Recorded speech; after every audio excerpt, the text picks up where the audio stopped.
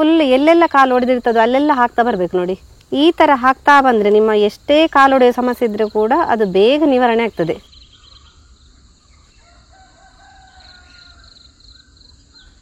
Friends, ಈ ಚಳಿಗಾಲಕ್ಕೆ ಉಂಟಲ್ಲ ಹೆಚ್ಚಿನವರಿಗೆ ಕಾಡುವ ಸಮಸ್ಯೆ ಅಂತ ಹೇಳಿದರೆ ಪಾದ ಒಡೆಯುವ ಸಮಸ್ಯೆ. ಈ ಕಾಲಿನ ಅಡಿಯಲ್ಲಿ ಪಾದದ ಅಂಚಿನಲ್ಲಿ ಕಾಲು ಸೀಳಾಗುವಂಥದ್ದು.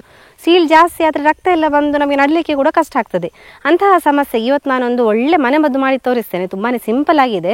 ಯಾವ ರೀತಿ ಮಾಡೋದಂತ ಹೇಳಿ ಇವತ್ತಿನ ವಿಡಿಯೋದಲ್ಲಿ ನೋಡುವ.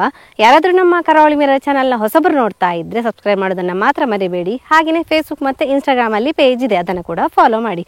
ವಿಡಿಯೋ ಸ್ಟಾರ್ಟ್ ಮಾಡುವ. ನಾನು ಆಶೋರೂಪ ಕಟೀಲ್. ವೆಲ್ಕಮ್ ಬ್ಯಾಕ್ ಟು ಕರಾವಳಿ ಮಿರರ್.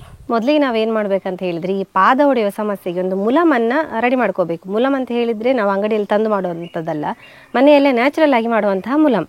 ಅದಕ್ಕೆ ಬೇಕಾಗಿ ನಾನಿಲ್ಲಿ ಒಂದು ಕ್ಯಾಂಡಲನ್ನು ತಗೊಂಡಿದ್ದೇನೆ ನೋಡಿ. ಈ ಕ್ಯಾಂಡಲನ್ನು ನಾನಿಲ್ಲಿ ಅರ್ಧ ಸಹ ಬೇಡ, ಇಲ್ಲಿ ಕಾಲು ಕ್ಯಾಂಡಲನ್ನು ನಾನು ತುರಿದುಕೊಳ್ತೇನೆ. ನ್ಯಾಚುರಲ್ ಆಗಿ ಮಾಡುವಂತಹ ಮುಲಾಮಿಗೆ ಈ ಕ್ಯಾಂಡಲ್ ಬೇಕೇ ಬೇಕು. ತುಂಬಾ ಎಫೆಕ್ಟಿವ್ ಆಗಿ ರಿಸಲ್ಟ್ ಕೊಡ್ತದೆ. ನಾವು ತುರಿದುಕೊಳ್ಳೋದ್ರಿಂದ ಇದನ್ನು ಬೇಗ ನೀರು ಮಾಡ್ಕೋಬಹುದು. ಸ್ವಲ್ಪ ಬಿಸಿ ಮಾಡಿದರೆ ಬೇಗ ನೀರಾಗ್ತದೆ ನೋಡಿ. ಇಷ್ಟಾದರೆ ಸಾಕು. ಇದನ್ನೊಂದು ತಟ್ಟೆಗೆ ಹಾಕೊಳ್ತೇನೆ ನಾನು ನೋಡಿ. ಇನ್ನೊಂದು ನಮಗೆ ಬೇಕಾಗಿರುವಂಥ ಇಂಗ್ರೀಡಿಯೆಂಟ್ ಅಂತ ಹೇಳಿದರೆ ಈ ಒಂದು ಬಟಾಟೆನ ತಗೊಂಡಿದ್ದೇನೆ ನಾನಿಲ್ಲಿ. ಅದನ್ನು ಚೆನ್ನಾಗಿ ತಗೊಂಡಿರುವಂಥದ್ದು. ಈ ಇಡೀ ಬಟಾಟೆ ಬೇಕಾಗಿಲ್ಲ, ಒಂದು ಅರ್ಧ ಬಟಾಟೆ ಸಾಕು. ಅದರ ರಸ ಬೇಕಾಗಿರುವಂಥದ್ದು ಒಂದು 2 ರಿಂದ 3 ಚಮಚ ಅದರ ರಸ ಬೇಕು ನಮಗೆ. ಇದರ ಸಿಪ್ಪೆಯನ್ನೆಲ್ಲ ತೆಗೆದುಕೊಂಡು ನಾನು ರಸವನ್ನು ತೆಗೆದುಕೊಳ್ತೇನೆ. ಈ ಚರ್ಮದ ಸಮಸ್ಯೆಗೆಲ್ಲ ಈ ಬಟಾಟೆ ಉಂಟಲ್ಲ ತುಂಬಾ ಹೆಲ್ಪ್ ಮಾಡ್ತದೆ. ಯಾಕಂತ ಹೇಳಿದರೆ ಚರ್ಮ ಒಡೆಯುವಂಥ ಸಮಸ್ಯೆ ಇದ್ದರೆ ಅಥವಾ ಈ ಚರ್ಮದ ಕಾಂತಿಗೆಲ್ಲ ಈ ಬಟಾಟೆ ಉಂಟಲ್ಲ ಒಳ್ಳೆ ರಿಸಲ್ಟ್ ಕೊಡುವಂಥ ಒಂದು ಮನೆಮದ್ದಾಗಿ ಉಪಯೋಗಿಸ್ತೇವೆ ನಾವು. ಕಟ್ ಮಾಡಿ ಈ ಕುಟಾಣಿಗೆ ಹಾಕೊಳ್ತೇನೆ. ಇದನ್ನು ಗುದ್ದಿಕೊಂಡು ಅದರ ರಸ ಬೇಕು ನಮಗೆ. ಈಗ ರಸವನ್ನು ಹಿಂಡಿಕೊಳ್ಳುವ ನೋಡಿ. ಜಜ್ಜಿದ ನಂತರ ಈ ಥರ ರಸ ಬಿಡ್ತದೆ ಬಟಾಟೆ ನೋಡಿ. ನಾನಿಲ್ಲಿ ಉಂಟಲ್ಲ ಮುಲಾಮ್ ಮಾಡಲಿಕ್ಕೆ 4 ಇಂಗ್ರೀಡಿಯೆಂಟನ್ನು ತಗೊಳ್ತೇನೆ. ಮೊದಲಿಗೆ ಇಲ್ಲಿ ಕ್ಯಾಂಡಲ್ ತುರಿದುಕೊಂಡಾಗಿದೆ. ಹಾಗೆಯೇ ಇಲ್ಲಿ ಆಲೂಗಡ್ಡೆದ ರಸ ಕೂಡ ತೆಗೆದುಕೊಂಡಾಗಿದೆ. ಇಲ್ಲಿ ಅರಿಶಿನ ಒಂದು ಅರ್ಧ ಚಮಚದಷ್ಟು ತಗೊಂಡಿದ್ದೇನೆ. ಹಾಗೆಯೇ ಆಲೂವಿರ ಜೆಲ್. ಫಸ್ಟಿಗೆ ನಾವು ಕ್ಯಾಂಡಲನ್ನು ಹಾಕೊಳ್ಳುವ. ಸ್ವಲ್ಪ ನೀರಾಗಲಿ ನೋಡಿ. ಕ್ಯಾಂಡಲ್ ಬೇಗ ನೀರಾಗ್ತದೆ ನೋಡಿ. ಕ್ಯಾಂಡಲ್ ಬಿಸಿಗೆಲ್ಲ ನೀರಾಗಿದೆ. ಇನ್ನು ನಾವು ಇದಕ್ಕೆ ಆಲೂವಿರ ಜೆಲ್ಲನ್ನು ಹಾಕೊಳ್ಳುವ. ಕ್ಯಾಂಡಲ್ ಸ್ವಲ್ಪ ನೀರಾಗ್ತಾ ಇದ್ದ ಹಾಗೆ ನಾವು ಗ್ಯಾಸನ್ನು ಆಫ್ ಮಾಡ್ಕೋಬೇಕು. ಯಾಕಂತ ಹೇಳಿದ್ರೆ ಒಳಗೆ ಉಂಟಲ್ಲ ಬೆಂಕಿ ಹತ್ಕೊಳ್ಳೋ ಚಾನ್ಸಸ್ ಇರ್ತದೆ. ನಂತರ ಆಲೂವಿರ ಜೆಲ್ಲನ್ನು ಹಾಕಿ ಒಂದೊಂದೇ ಬೇರೆ ಈಗ ಅರಿಶಿನ ಇಟ್ಟಿದ್ದೇವೆ, ಹಾಗೆಯೇ ಆಲೂಗಡ್ಡೆ ರಸ ಇಟ್ಟಿದ್ದೇವೆ, ಅದನ್ನು ಹಾಕಿ ಒಳ್ಳೆದಾಗಿ ಮಿಕ್ಸ್ ಮಾಡಿ ಒಂದು ಮುಲಾಮ್ ಥರ ಮಾಡಿಕೊಂಡ್ರೆ ಆಯಿತು. ಆಲೂವಿರ ಹಾಕೊಂಡೆ ನಾನು. ಹಾಕೊಂಡಾಗ ಅದರಲ್ಲಿ ಸ್ವಲ್ಪ ಶೇಷ ಥರ ಬರ್ತದೆ ನೋಡಿ. ಇದು ನಮಗೆ ಬೇಕಾಗಿಲ್ಲ, ಇದನ್ನು ನಾನು ಸೈಡಲ್ಲಿ ಇಟ್ಕೋತೇನೆ. ಖಾಲಿ ಅದರ ಜೆಲ್ ಮಾತ್ರ ಸಾಕು. ಇನ್ನು ಇದಕ್ಕೆ ಒಂದು ಅರ್ಧ ಚಮಚದಷ್ಟು ಅರಿಶಿನ ಕೂಡ ಹಾಕೊಳ್ತೇನೆ. ಚೆನ್ನಾಗಿ ಮಿಕ್ಸ್ ಮಾಡಿಕೊಳ್ಳುವ. ನಮ್ಮ ಅರಿಶಿನ ಉಂಟಲ್ಲ ಆ್ಯಂಟಿಬಯೋಟಿಕ್ ಥರ ಒಳ್ಳೆ ಕೆಲಸ ಮಾಡ್ತದೆ. ಯಾಕಂತ ಹೇಳಿದರೆ ಈ ನಂಜಿರ್ಬೋದು ಅಥವಾ ಈ ಕಾಲು ಹೊಡೆದಾಗ ನಮಗೆ ತುಂಬ ಒಳಗಡೆ ಏನಾದರೂ ಕ್ರಿಮಿಕೀಟ ಸೇರಿಕೊಂಡಿದ್ರೆ ಈ ಅರಿಶಿನ ಹಾಕೋದ್ರಿಂದ ಉಂಟಲ್ಲ ಅದೆಲ್ಲ ನಮಗೆ ಕಡಿಮೆ ಆಗ್ತದೆ. ಹಾಗೆಯೇ ಈ ಆಲೂಗಡ್ಡೆ ರಸ ಕೂಡ ಇವಾಗಲೇ ಹಾಕೊಳ್ತೇನೆ ನೋಡಿ. ಈ ಥರ ಸ್ವಲ್ಪ ಮೇಣ ಉಂಟಲ್ಲ ಸ್ವಲ್ಪ ಗಟ್ಟಿ ಆಗ್ತಿದ್ದಾಗಲೇ ಈ ನಾವು ಹಾಕಿದಂಥ ಇಂಗ್ರೀಡಿಯೆಂಟ್ ಎಲ್ಲ ಚೆನ್ನಾಗಿ ಮಿಕ್ಸ್ ಆಗ್ತಿದೆ ನೋಡಿ.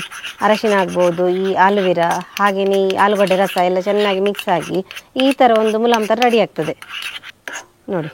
ಇಲ್ಲಿಗೆ ನಮ್ಮ ಮುಲಾಮ್ ರೆಡಿ ಆಯಿತು. ಈ ಥರ ನಮಗೆ ರೆಡಿ ಆಗಬೇಕು ಮುಲಾಮ್, ನ್ಯಾಚುರಲ್ ಆಗಿ ಮಾಡುವಂಥ ಮುಲಾಮ್ ನೋಡಿ. ಇವಾಗ ಉಂಟಲ್ಲ ನಾನು ದೊಡ್ಡ ಹರಿವಾಣದಲ್ಲಿ ನೀರು ತಗೊಂಡಿದ್ದೇನೆ. ಆ ನೀರಿಗೆ ಉಂಟಲ್ಲ ಒಂದು 3 ರಿಂದ 4 ಡ್ರಾಪ್ ಅಷ್ಟು ನಿಂಬೆ ರಸವನ್ನು ಹಾಕೊಳ್ತೇನೆ. ಹಾಗೆ ಒಂದು 3/4 ಚಮಚ ಆಗುವಷ್ಟು ಜೇನುತುಪ್ಪ ಕೂಡ ಇವಾಗಲೇ ಹಾಕೊಳ್ತೇನೆ. ಒಂದು 1/4 ಚಮಚದಷ್ಟು ಕಲ್ಲುಪ್ಪು.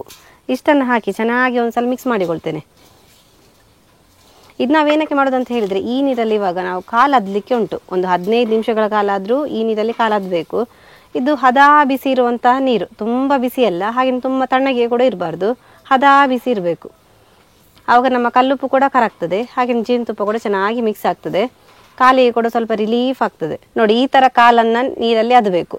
ಇದು ನಮ್ಮ ಪಾದದ ಅಡಿಯಲ್ಲಿ ಒಡೆಯುವುದಂತ ಹೇಳಿದ್ರೆ ಈ ಕಾಲಿನ ಪಾದದ ಎಡ್ಜಲ್ಲಿ ಒಡೆದಿರ್ತದೆ. ಇಲ್ಲಿ ಉಂಟಲ್ಲ ಆಕ್ಚುಲ್ ಆಗಿ ಒಡೆದಿಲ್ಲ, ನಾನು ಸ್ವಲ್ಪ ಡೆಮೋ ತೋರಿಸ್ಲಿಕ್ಕೆ ಅಂತ ಹೇಳಿ ಕಾಲನ್ನು ಇಟ್ಟಿದ್ದೇನೆ. ಈ ಪಾದವನ್ನ ಈ ನೀರಲ್ಲಿ ಚೆನ್ನಾಗಿ ಅದ್ದಬೇಕು. ಈ ತರ ಒಂದು 15 ನಿಮಿಷಗಳ ಕಾಲ ಅದ್ದಿ ಹಿಡಿಬೇಕು.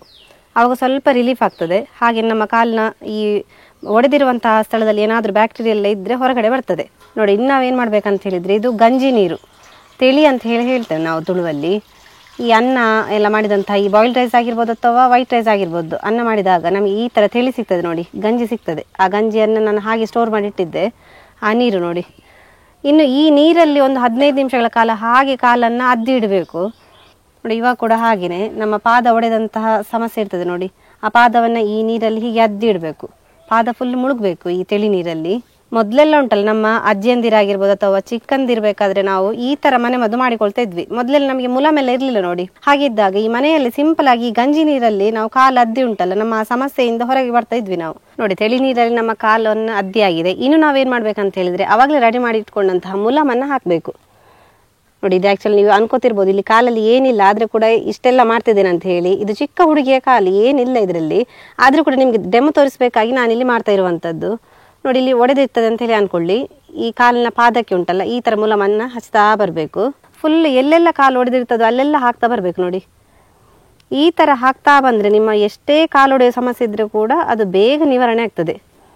ಕೆಲವರಿಗಂತೂ ಹೆವಿ ಕಾಲು ಒಡೆಯುವ ಸಮಸ್ಯೆ ಇರ್ತದೆ, ರಕ್ತ ಎಲ್ಲ ಬರ್ತದೆ, ಹಾಗೆ ನಡಿಲಿಕ್ಕೆ ತುಂಬಾ ಕಷ್ಟಪಡ್ತಾ ಇರ್ತಾರೆ. ಅಂಥವರಿಗೆಲ್ಲ ಇದು ಒಳ್ಳೆ ಮನೆ ಮದ್ದು ಅಂತಲೇ ಹೇಳ್ಬೋದು. ನಾನು ಇವಾಗ ಯಾವ ರೀತಿ ಡೆಮೋ ತೋರಿಸ್ತೇನೆ ಅದೇ ರೀತಿ ನೀವು ಮನೆಯಲ್ಲಿ ಟ್ರೈ ಮಾಡಿದ್ರೆ ನಿಮ್ಮ ಆ ಸಮಸ್ಯೆಯಿಂದ ಖಂಡಿತವಾಗಿ ನೀವು ಹೊರಗಡೆ ಬರ್ಬೋದು.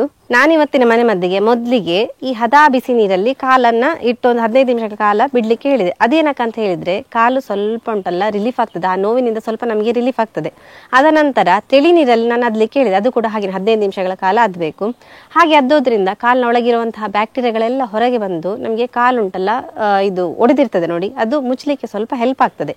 ಆದ ನಂತರ ನಾನಿಲ್ಲಿ ಮಾಡಿರುವಂತದ್ದು ಮುಲಾಮ್ ತರ, ಅದಂದ್ರೆ ಒಂದು ಮನೆಯಲ್ಲಿ ಸಿಂಪಲ್ ಆಗಿ ಮಾಡ್ಕೊಂಡೆ. ಅದರಲ್ಲಿ ನಾನು ಹಾಕಿರುವಂತದ್ದು ಕ್ಯಾಂಡಲ್ ಏನಕ್ಕೆ ಹಾಕೋದಂತ ಹೇಳಿದ್ರೆ ಕಾಲುಂಟಲ್ಲ ದಪ್ಪ ದಪ್ಪಾಗಿ ಸೀಲಾಗಿರ್ತದೆ ನೋಡಿ, ಅದು ಮುಚ್ಚಲಿಕ್ಕೆ ತುಂಬಾ ಹೆಲ್ಪ್ಫುಲ್ ಆಗ್ತದೆ. ಹಾಗೇನೆ ಆಲುವೀರಾ, ಅರಶಿನ ಆಂಟಿಬಯೋಟಿಕ್ ತರ ಕೆಲಸ ಮಾಡ್ತದೆ. ಅದೇ ರೀತಿ ಪೊಟಾಟೋದ್ದು ರಸ, ಅದು ಕೂಡ ಒಳ್ಳೆ ಮನೆ ಮದ್ದು ಅಂತಲೇ ಹೇಳ್ಬೋದು. ಈ 4 ಇಂಗ್ರೀಡಿಯೆಂಟ್ ಹಾಕೊಂಡು ನಾವು ಮುಲಾಮ್ ಮಾಡಿದ್ರೆ ಅದು ಎಫೆಕ್ಟಿವ್ ಆಗಿರ್ತದೆ. ಹಾಗಾಗಿ ನಾನು ಇದನ್ನ ಮಾಡಿರುವಂತದ್ದು. ಈ ತರನೇ ನೀವು ಇದೇ ಪ್ರೊಸೀಜರ್ ನೀವು 15 ದಿವಸಗಳ ಕಾಲ ಮಾಡ್ತಾ ಹೋದ್ರೆ ನಿಮ್ಗೆ ಎಷ್ಟೇ ಕಾಲು ನೋವು ಇದ್ರೆ ಕೂಡ ಅದು ಕೂಡ ಪಾದ ಒಡೆಯುವ ಸಮಸ್ಯೆಯಿಂದ ನಿಮ್ಗೆ ಹೊರಗಡೆ ಬರ್ಲಿಕ್ಕೆ ತುಂಬಾ ಹೆಲ್ಪ್ಫುಲ್ ಆಗ್ತದೆ. ಈ ಹೂವೆಲ್ಲ ನೋಡಿ ಫ್ರೆಂಡ್ಸ್, ಈ ಚಳಿಗಾಲದಲ್ಲಿ ಉಂಟಲ್ಲ ಆಗುವಂತಹ ಗದ್ದೆಯಲ್ಲಿ ಆಗುವಂತಹ ಸ್ಪೆಷಲ್ ಹೂ ಅಂತ ಹೇಳಿದ್ರೆ ಇದು ನೋಡಿ, ಫುಲ್ ನಮ್ಗೆ ಹರಡಿಕೊಂಡು ಬೆಳೆತದೆ. ಚಳಿಗಾಲದಲ್ಲಿ ಮಾತ್ರ ನಮಗೆ ಕಾಣಲಿಕ್ಕೆ ಸಿಗ್ತದೆ. ಇವತ್ತಿನ ಮನೆ ಮದ್ದು ನಿಮಗೆ ಇಷ್ಟ ಆದ್ರೆ ನಿಮ್ಮ ಫ್ರೆಂಡ್ಸ್ಗೆ ರಿಲೇಟಿವ್ಸ್ಗೆಲ್ಲ ಹೆಚ್ಚು ಶೇರ್ ಮಾಡಿ. ಯಾಕಂತ ಹೇಳಿದ್ರೆ ಚಳಿಗಾಲದಲ್ಲಿ ಹೆಚ್ಚಿನವರಿಗೆ ಕಾಡ್ತಾ ಇರ್ತದೆ ಈ ಪಾದ ಒಡೆಯುವ ಸಮಸ್ಯೆ.